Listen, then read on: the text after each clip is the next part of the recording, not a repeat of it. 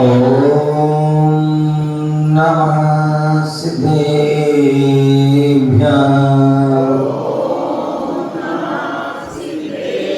ओम नमः सिद्धेभ्यः।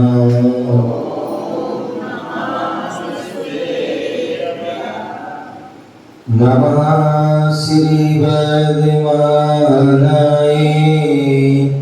निर्दोषकलिनात्मने सालोकानां त्रिलोकानां यद्विद्यादर्पणायते यद्विद्यादर्पणायते यद्विद्यादर्पणायते गुरुवाकान्तिनो नित्यं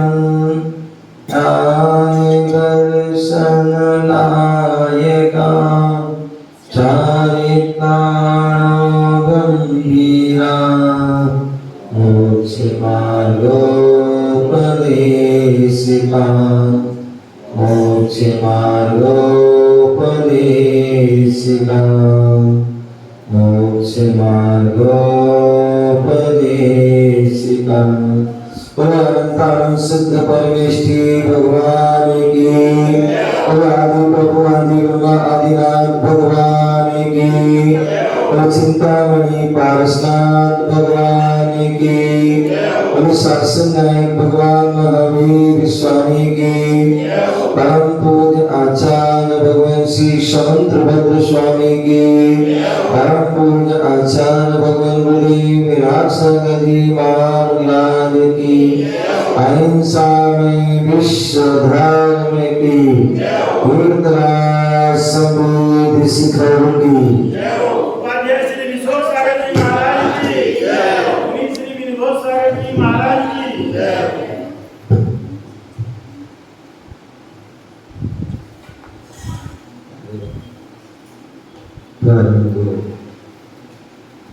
आज हम सभी पुनः भारत की राजधानी दिल्ली बुद्ध विहार महावीर जिनालय में बैठे हुए हैं। भगवान महावीर स्वामी का भव्य समर्षण लगा हुआ है और जो उनकी दिव्य ध्वनि खिली, उस ध्वनि का हम रसपान कर रहे हैं, उसे जानने का समझने का अभ्यास कर रहे हैं। यहाँ पर आचार्य शमंत्रभद्र स्वामी रत्नकर्ण श्रावकाचार्य के माध्यम से हमें श्रावकों के क्या आचरण होना चाहिए, क्या मूल गुण, क्या उनके व्रत, क्या उनकी प्रतिमा, उन सब के बारे में बता रहे हैं। यहाँ पर तीसरा अध्याय चल रहा है और जो श्रावक के 12 व्रत कहे, उन 12 व्रतों में 5 अणुव्रतों का वर्णन चल रहा था। हमने अणुव्रत के स्वरूप को जाना था, जो प्रमाद के वशीभूत होकर योग त्रय से संकल्प पूर्वक 2 इंद्रिय, 3 इंद्रिय, 4 इंद्रिय, 5 इंद्रिय जीवों का जो घात नहीं करता है वह अहिंसाव्रत का धारी होता है। हमने यहाँ पर 54वें नंबर की गाथा के माध्यम से उन अहिंसाव्रत के 5 अतिचारों के बारे में जाना था। बताया गया था छेदन मन छेदना, बंधन मन बांधना,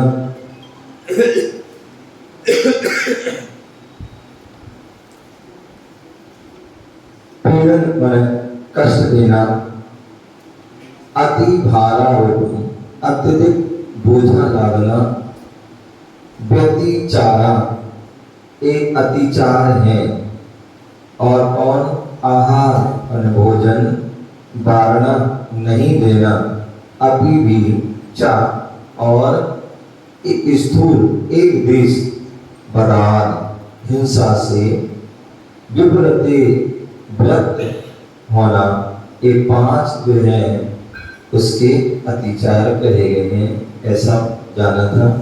विशेषा, व्रतों में विकृति पैदा करने वाले अतिचार की परिभाषा बता रहे हैं। व्रतों में विकृति पैदा करने वाले, व्रतों में विकृति पैदा करने वाले आंशिक दूषणों को, आंशिक थोड़ा आंशिक दूषणों को अतिचार कहते हैं। दूषण बोलते हैं, दूषण एक भूषण होते हैं। श्रावक के कितने भूषण होते हैं? तो श्रावक के 5 भूषण भी होते हैं और श्रावक के 5 दूषण भी होते हैं। तो दूषण माने दोष, भूषण माने गुण। तो व्रतों में विकृति पैदा करने वाले आंशिक दूषणों को अतिचार कहते हैं। अहिंसा व्रत को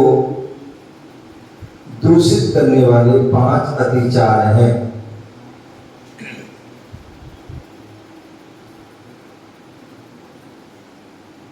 अहिंसा व्रत को दूषित करने वाले 5 अतिचार हैं। विनोद जी सुन रहे हो? ध्यान सुनो, बात बता।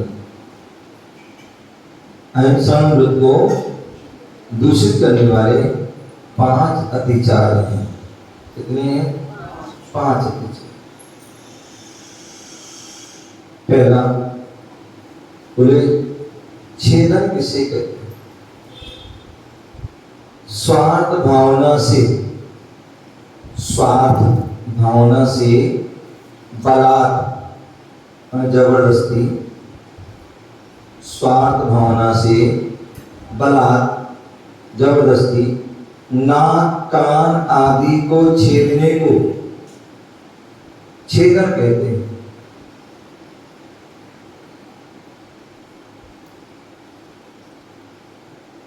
स्वार्थ भावना से बलात् जबरदस्ती नाक, कान आदि को ये छेदने को छेदन कहते हैं।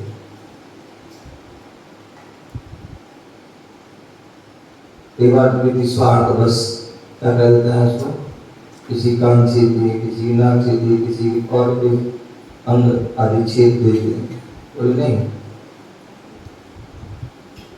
और एक स्त्री आदि होते हैं, बच्चियां होती हैं, उनकी भी कान छेद जाते हैं, तो उसका उद्देश्य अलग होता है। वैसे राग द्वेष आदि जो है बस किसी को कष्ट पहुंचाने बस छेदा जाता है। तो दोनों का जो है उद्देश्य अलग है। वहाँ बच्चों के जो कान आदि छेदते, नाक आदि छेदते, वो उद्देश्य अलग है, वहाँ अलग उद्देश्य। तो इसलिए इस बात का नहीं। तो स्वार्थ भावना से बलात् नाक, कान आदि को छेदने को छेदन कहते हैं। बंधन, रस्सी आदि के बंधन बद्ध कर देने को, रस्सी आदि से बंधन बद्ध कर देने को बंधन कहते हैं। क्या कर दिया? रस्सी से, जंजीर आदि से बांध दिया, इसलिए मतलब उसको कष्ट देना, पीड़ा देना, परेशान कर, तो वो इसलिए रस्सी आदि से बंधन बद्ध कर देने को बंधन कहते हैं। कोई भी व्यक्ति बंधन में नहीं रहना चाहता। आपने देखा होगा एक तोता होता है, क्या? एक तोता होता है और एक कबूतर होता है। दोनों में कितना अंतर है? बोले जमीन आसमान का अंतर। बोले तोता को जो है यदि सोने के पिंजड़े में रख दिया जाए, सोने के पिंजड़े में बंद कर दिया जाए और सोने के कटोरे में उसे बढ़िया व्यंजन रखे जाए, खीर आदि रखी जाए और एक गेट खोल दिया जाए, तो वह खीर को नहीं देखेगा, उस पिंजड़ी को नहीं देखेगा, वह स्वतंत्रता चाहता है और वो उड़ जाएगा, खीर भी छोड़ देगा और कटोरा आदि पिंजरा भी छोड़ देगा। और एक कबूतर होता है और वो क्या करता है, बाजरे के दाने के कारण, किसके कारण, केवल बाजरे का, सूखे रूखे उनके कारण वो बार बार पिंजड़े में, उसका जो है वो जाल कभी बंद नहीं होता, खुला होता, और लेकिन बार बार वो आता। उसी प्रकार हम लोग हैं, क्या हम लोग हैं, हम इस संसार से मुक्त हो सकते हैं, क्या हम संसार से मुक्त हो सकते हैं, लेकिन हम सोने के कारण, इसका एक ये सोना और एक वो सोना, इसका सोने के कारण, एक आभूषण सोने और एक सोना वो, उस सोने के कारण अथवा ये बता रहे थे ना, देवी बता रहे थे कि कल व्यक्ति को दो ही तरफ ध्यान था, एक तो खाने की तरफ और एक कुत्ते की तरफ। तो हम संसारी प्राणी हैं,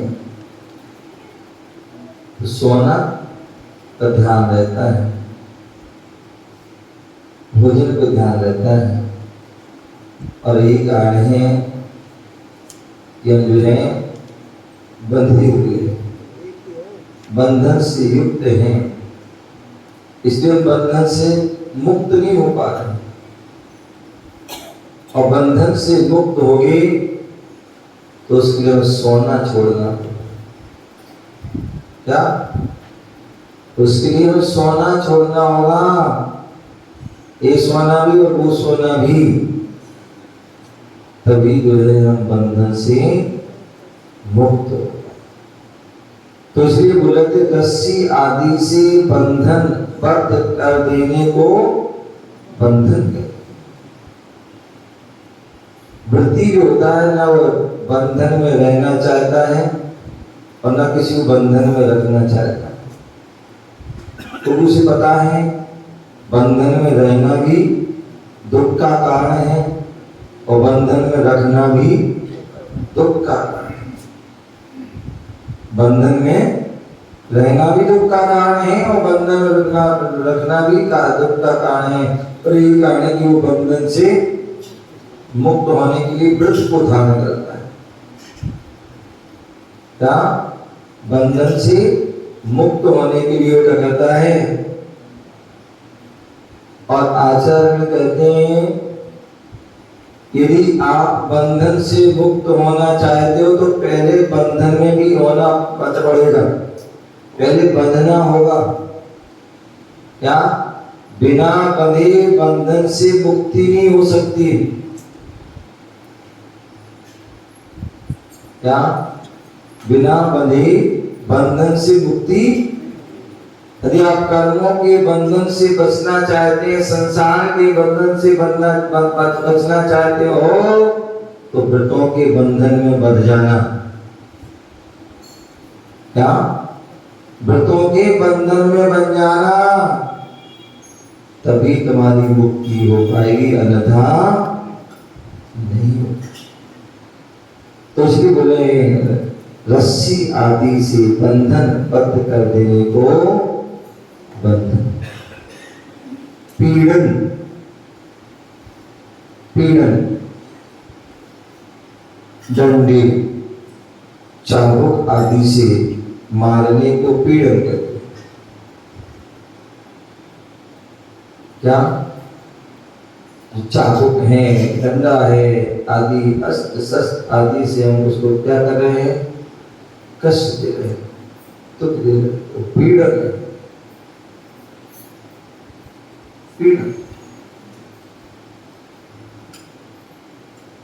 अति भारारोपण, शक्ति से अधिक भार लादना। क्या करना? शक्ति से अधिक भार लादने को अति भारारोपण कहते हैं।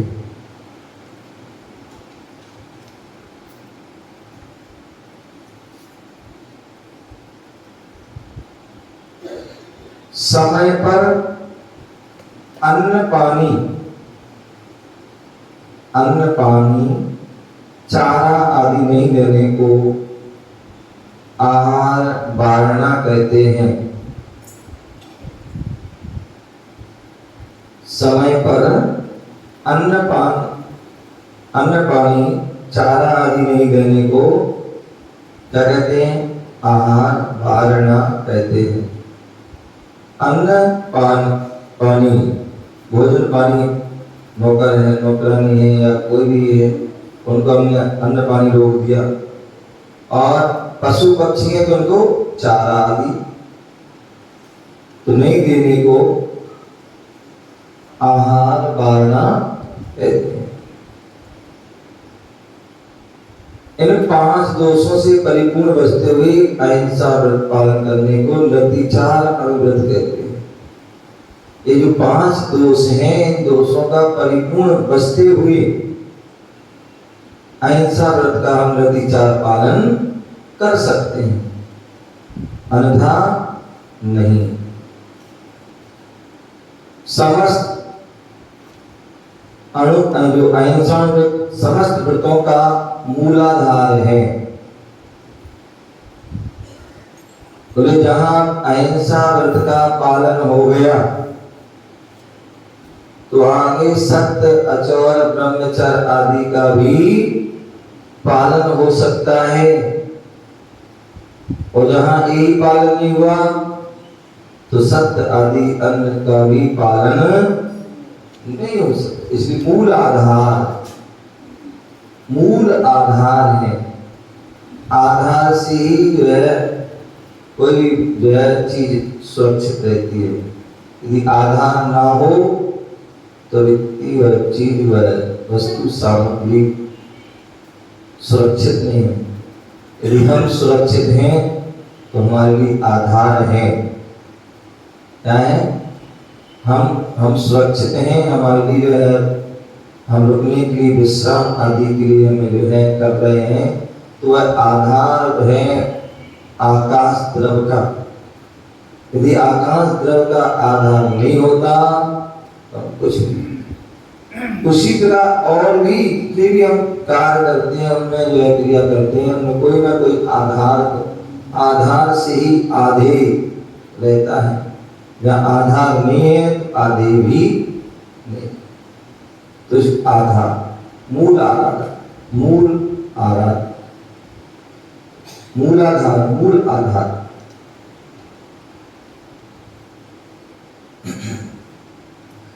अतः इसका रतिचार पालन करते हुए शेष व्रतों को अपनाने के लिए प्रयत्नशील रहना चाहिए। यदि हमने अहिंसा व्रत का पालन कर लिया तो आगे अन्य भी जो है रतिचार पालन हो सकते हैं। परिभाषा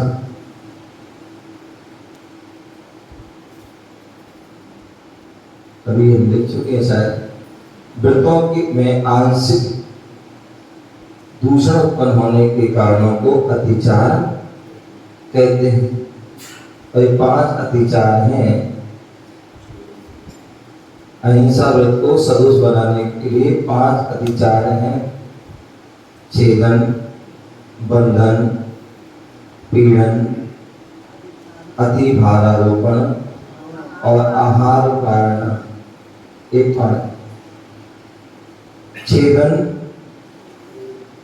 अपन लिख चुके हैं, स्वार्थ भावना से पशुओं के नाक कान आदि को छेदने भेदने को छेदन कहते हैं। बंधन किसी भी जीव को रस्सी सांकल आदि से बांधना बंधन है। पेड़ पशु पक्षी को अधीनस्थ मनुष्य आदि को दंड आदि से क्या करना, पीटना।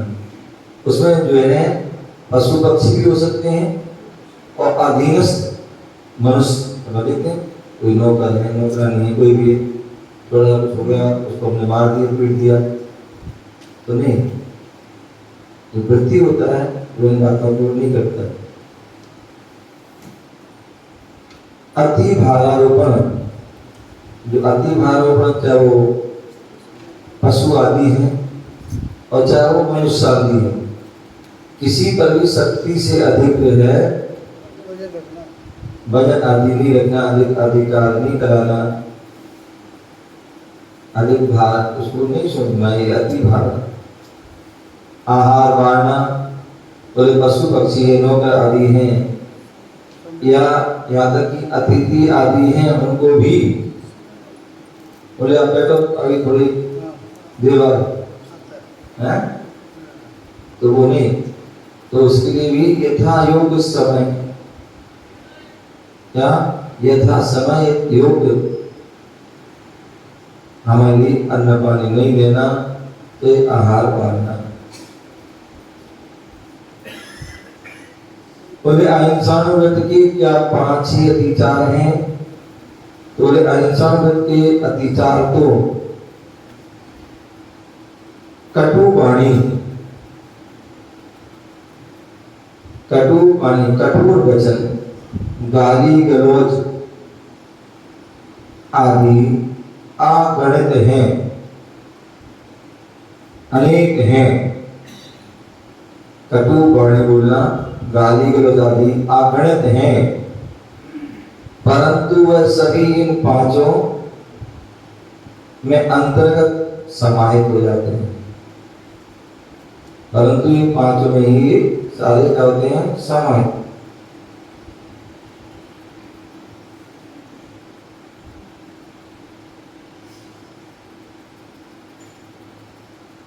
व्रतों में अतिचार लगने से लोक निंदा,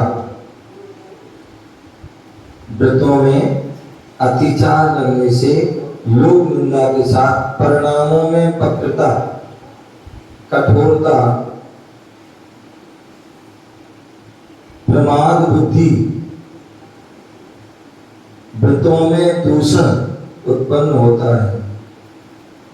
क्या बोल दिया, व्रतों में अतिचार लगने से लोक निंदा तथा परिणाम वक्रता, कठोरता, प्रमाद बुद्धि और व्रतों में दूषण उत्पन्न होता है। तो अतिचारों से कैसे बचें, अतिचारों से कैसे बचें, करुणा व प्रेम से युक्त होकर, करुणा अथवा प्रेम से युक्त होकर आलस्य का परित्याग कर, आलस्य का परित्याग कर विवेक बुद्धि पूर्वक कार्य करने को, कार्य करने पर अतिचारों से बचा जा सकता है। या अजय जी, करुणा व प्रेम से युक्त होकर आलस्य का, इसका आलस्य का परित्याग कर विवेक बुद्धि पूर्वक कार्य करने को अतिचार से, कार्य करने पर अतिचार से बचा जा सकता।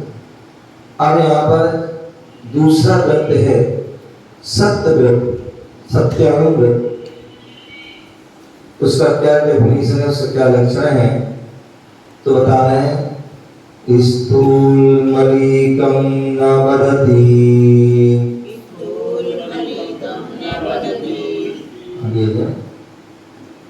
स्थूलमलिकं न वदति, का प्रज्ञा आगे। हाँ, स्थूल मलिकम नावरति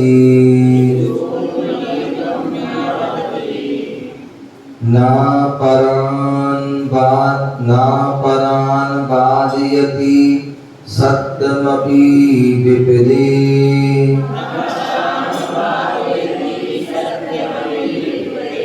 ना परान बाधयति सत्यमपि विपदे।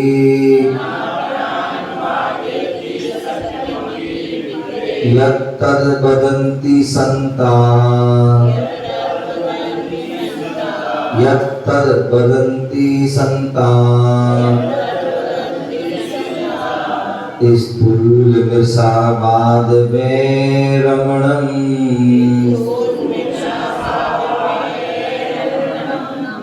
स्थूलमृषावाद वैरमणम्।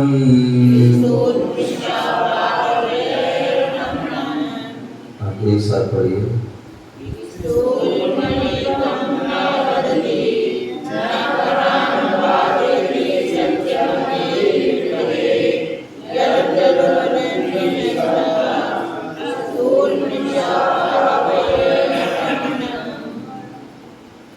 तो यहाँ बता रहे हैं यत स्थूलम अलीकम नावदति, जो स्थूल झूठ ऐसा झूठ नहीं बोलता है जिससे किसी के प्राण चले जाए। मैंने उत्तर सत्य के दिन में बताया था, ऐसा झूठ नहीं बोलता है कि जिससे किसी के प्राण चले जाए, और ऐसा सत्य भी नहीं बोलता है, ऐसा सत्य भी नहीं बोलता है जिससे किसी के प्राण चले जाए। तो जो वृत्ति होता है वो इन बातों का ध्यान, दोनों चीजों का ध्यान बैलेंस बना के चलता है कि ऐसा झूठ भी नहीं बोलेगा जिससे किसी के प्राण चले जाए, और ऐसा सत्य भी नहीं बोलेगा जिससे किसी के प्राण चले जाए। तो इसलिए इस बात का विवेक ध्यान रखता है। तो जो स्थूल झूठ ना स्वयं बोलता है, ना परान बाधयति, और ना दूसरों से बताता है। ना स्वयं बोलना है और ना ही दूसरों से। अथवा व्यक्ति स्वयं भी बोलता है और दूसरों से भी, तुम भी ऐसा बोल रहे हो, तुम भी ऐसा करते हो, तो वो नहीं, वो भी जो है। तो जो स्थूल झूठ ना स्वयं बोलता है ना दूसरों को बुलाता है, विपत्ति सत्यमपि, तो बात आ गई, विपत्ति में कारणभूत सत्य को भी ना स्वयं बोलता है ना दूसरों को बुलाता है।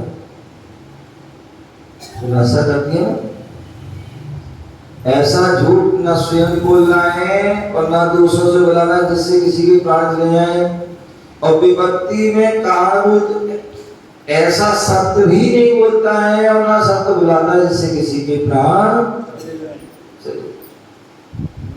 तत्संता, उसे सज्जन पुरुष, और उसे सज्जन पुरुष स्थूल विषावाद वैरमणम, और स्थूल असत्य से वृत्ति, स्थूल मोटे जो रूप में जो है असत्य से वृत्ति तथा सत्यान व्रत कहते हैं।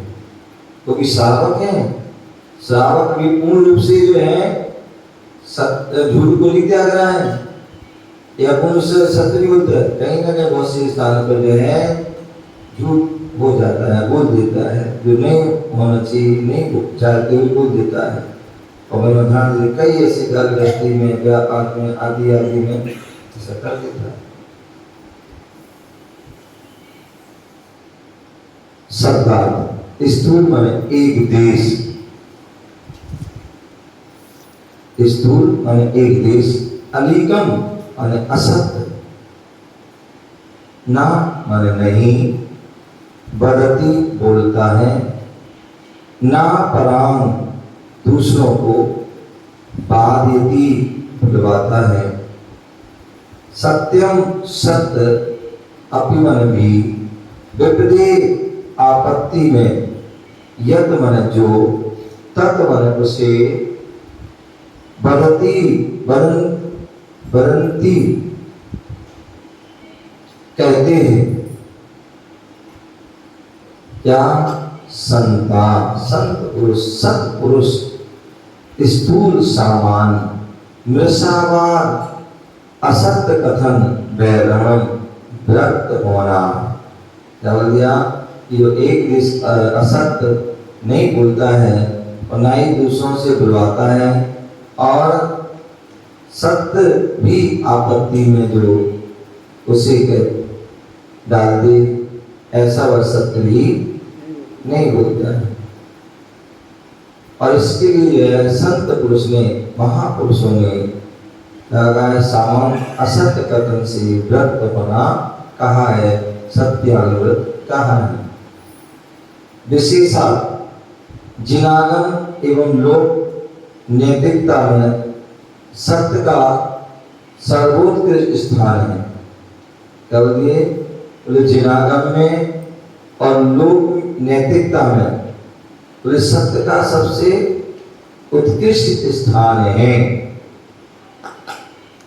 सत्य की यशा, सत्य की जो यश पताका है अखिल विश्व में युग युगांतर तक जो है फहरा रही है।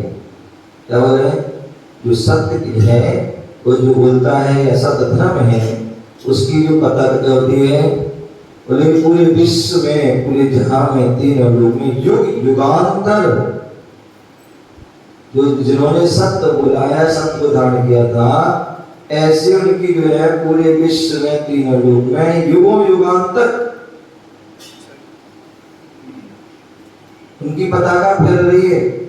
बोले आज हम तीर्थंकरों को याद करते हैं, आज हम मुनियों को याद करते हैं, तो वो क्यों करते हैं?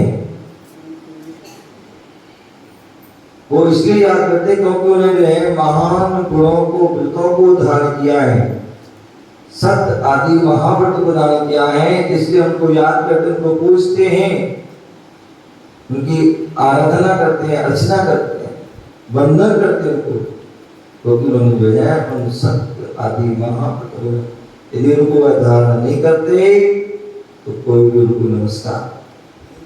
इसलिए जो है कहते हैं जब कर्म में आए तीर्थंकर तो देवों ने बहुत सारी क्रियाएं की, जन्म हुआ तो भी बहुत सारी क्रिया किया, पूजा आदि की, सब सम्मान किया, राजपाट आदि किया, तब भी किया, लेकिन मनुष्यों ने कुछ नहीं किया। मनुष्यों ने कुछ नहीं, लेकिन जैसे ही दीक्षा ले ली उन्होंने, दीक्षा ले ली, तब से लेकर जब तक मोक्ष नहीं गया तब तक उनकी खूब वंदना की, पूजा अर्चना गुणगान किया, और आज भी हम युगों युगों तक कर रहे हैं। आदिनाथ भगवान प्रथम का तृतीय काल में वो चले गए, लेकिन आज भी हम उनको याद करते हैं। भूत की अनेक 24 जो है मोक्षी को चले गए, उनको भी हम याद करते हैं, और भविष्य में भी जो होने वाले तीर्थंकर हैं, लेकिन वो अभी भी गुणों से संपन्न हैं, इसलिए उनको आज भी उनको वंदन करते हैं। भले वो नरक में है, लेकिन अभी भी उस तीर्थंकर प्रकृति से सहते हैं, चाहे सम्यक दर्शन से सहते हैं, इसलिए आज भी उनको तीर्थंकर उनकी पूजा अर्चना आराधना करते हैं। तो इसलिए आप बोल रहे हैं युगों युगों तक उनकी जो है पताका फहरा। सत्य ही धर्म का प्राण है। क्या है? अभी बात चल रही थी सुबह सुबह, कोई सत्य के साथ जीना, हमारा जीना श्रेष्ठ है, और सत्य के साथ, सत्य के बिना, सत्य के साथ एक क्षण भी जीना सफल है। और सत्य के बिना हजारों वर्ष भी जीना बेकार। धर्म के साथ, व्रतों के साथ, नियम के साथ, राजेंद्र जी सुन रहे हो क्या? अच्छे बैठो, अच्छे बैठो। हाँ, तो धर्म के साथ, धर्म के साथ जो है नरक जाना अच्छा है, धर्म के साथ नरक जाना अच्छा है, लेकिन धर्म के बिना स्वर्ग जाना अच्छा नहीं है। तो इसलिए धर्म, धर्म को हमें धारण करना है, धर्म को जानना, धर्म को समझना, धर्म को हमें जीवन में उतारना है, अपनी आत्मा को उतारना। तो इसलिए बोल रहे हैं सत्य ही धर्म का प्राण है। सत्य के लिए प्राण चले जाए वो सही है, लेकिन सत्य के बिना जीना सही नहीं। तो इसी सत्य क्या है? प्राण। मोक्ष महल की आधारशिला दी है। क्या है? मोक्ष महल की जो आधारशिला है तो वो सत्य है। क्या है? देखते हैं, महल बनाते हैं, मंदिर बनाते हैं, तो आधारशिला रखते हैं, शिलान्यास करते हैं ना? क्या करते हैं? शिलान्यास, शिला पर अन्यास करते, अंकन्यास करते हैं। शिला पर अंकन्यास, जो पंच जो है परमेष्टि की जो बीजाक्षर के ओम राम आदि, वो क्या करते हैं?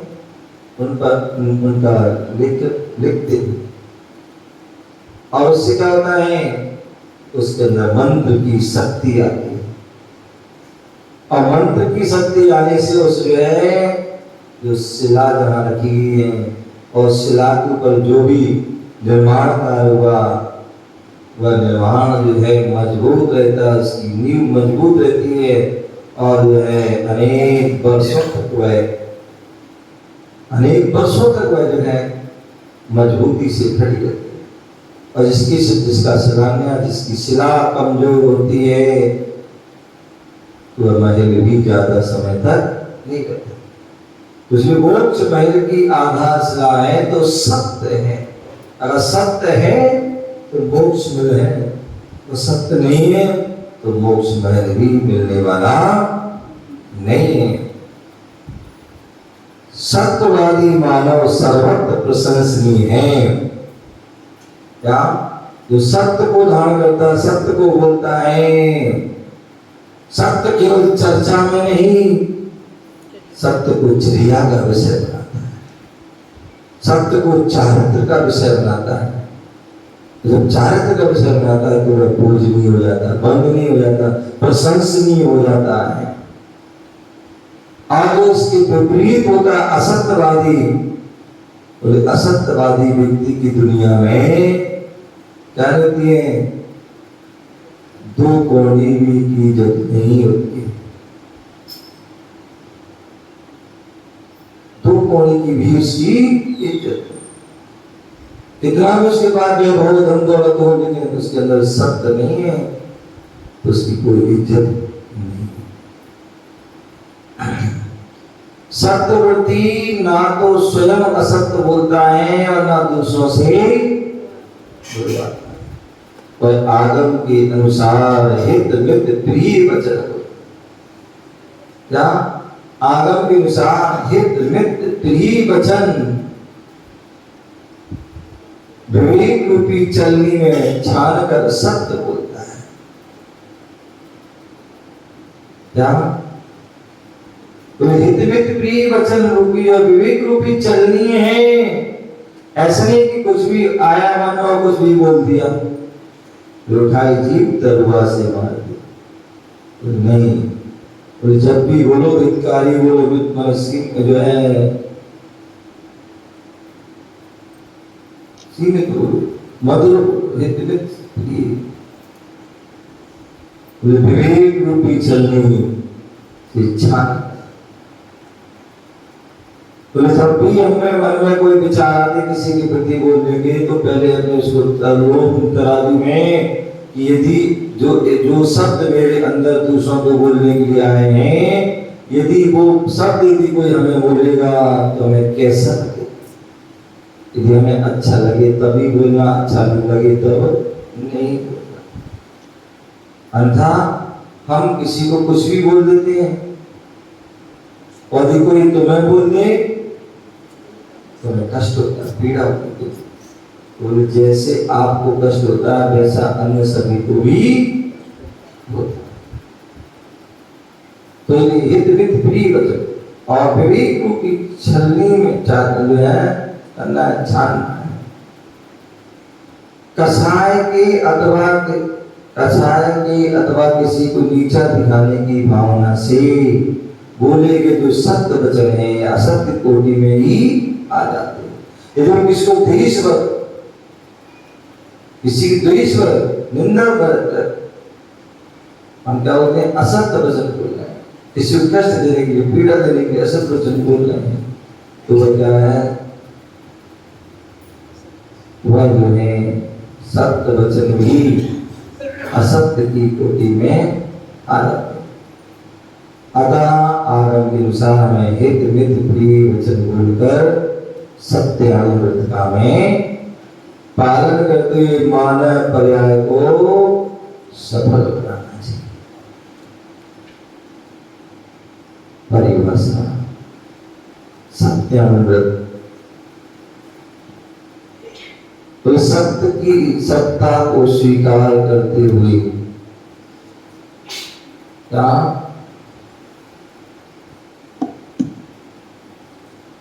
सत्य की सत्ता को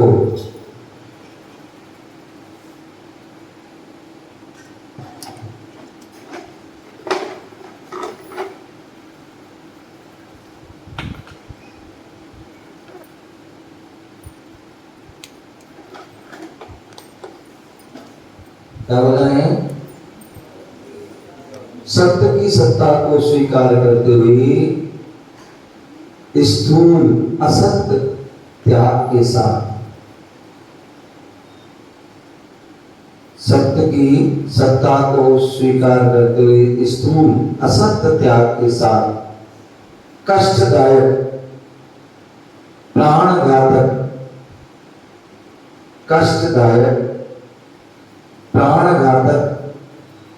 सत्य भी ना बोलने को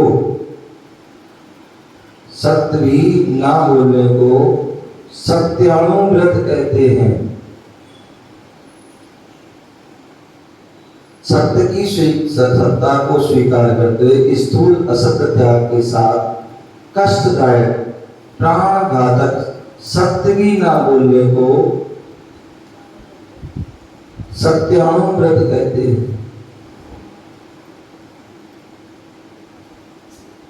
सत्यानुव्रत का पालन नहीं करने से क्या हानि है? असत्य बोलने वाले का लोक में कोई विश्वास नहीं करता। कुछ लोग होते हैं कुछ भी कभी भी कुछ भी बोलते रहते हैं, किसी को भी कुछ बोलते रहते हैं, तो क्या होता है, अंत में जब कोई आवश्यकता पड़ती है और व्यक्ति कुछ बोलता है तो उसकी कोई एक व्यक्ति थे गांव में रहते थे, और वो क्या करते थे, जैसी शाम हो रात हो और लोग अपने थोड़ा विश्राम करें, तुरंत उसको बोल देते बचाओ बचाओ बचाओ बचाओ बचाओ, शेर आ गए। क्या बचाओ बचाओ बचाओ बचाओ, शेर आ गया। लोग बाहर आ गए, सारे वो घोड़ा भी तो देखा तो कुछ है तो मजाक में कही, क्या कही, मजाक में कही, हम तो हंसी में कही, चल कोई बात। दूसरा दिन हुआ फिर वही गई, फिर रात व्यक्ति प्रीति विश्राम करने तैयार हुआ, तुरंत शेरा से फिर लोग आए, फिर देखा तो कुछ भी, एक बार, दो बार, तीन बार ऐसा किया। चौथे दिन जो है क्या हुआ, अभी नहीं है, अच्छा हाँ, ये बिल्कुल सही है, मनीषा बहुत सही है।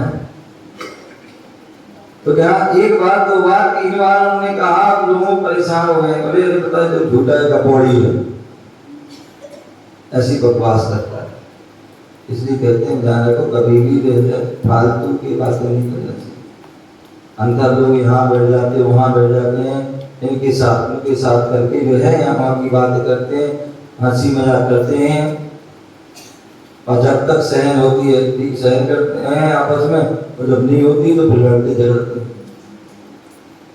क्या करते हैं?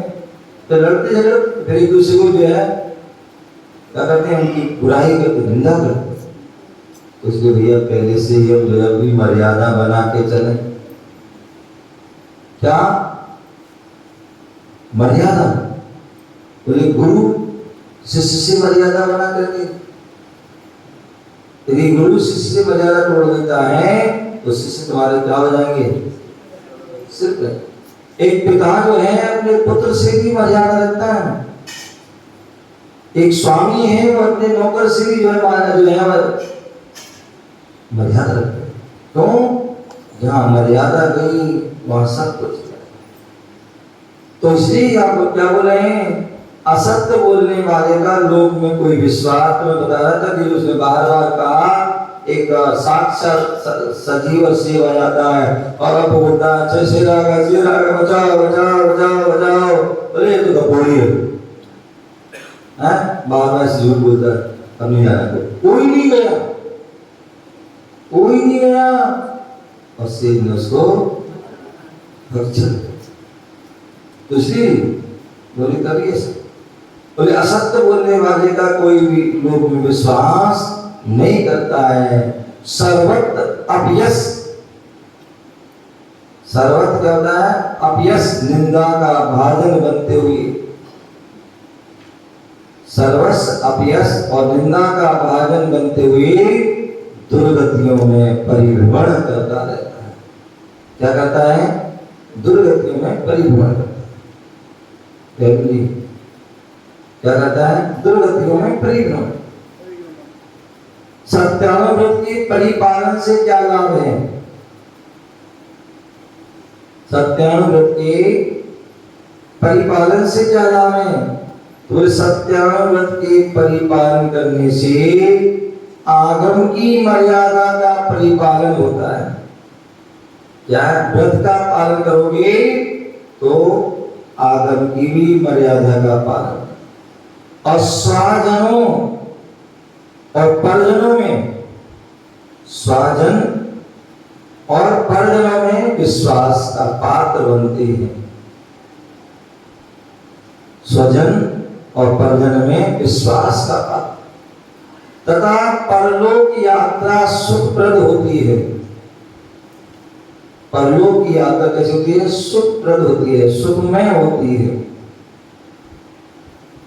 और सत्य के कितने भेद होते हैं? तो सत्य के 10 भेद होते हैं। सत्य के कितने भेद होते हैं? 10। जनपद सत्य, मूलाचार्य आदि में इसका सविस्तार वर्णन है। जनपद सत्य, सम्मति सत्य, सम्मति सत्य, स्थापना सत्य, स्थापना सत्य, नाम सत्य,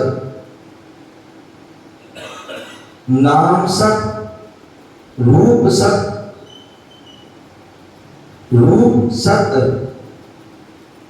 प्रतीत सत्य, प्रतीत सत्य, संभावना सत्य, संभावना सत्य, व्यवहार सत्य, व्यवहार सत्य,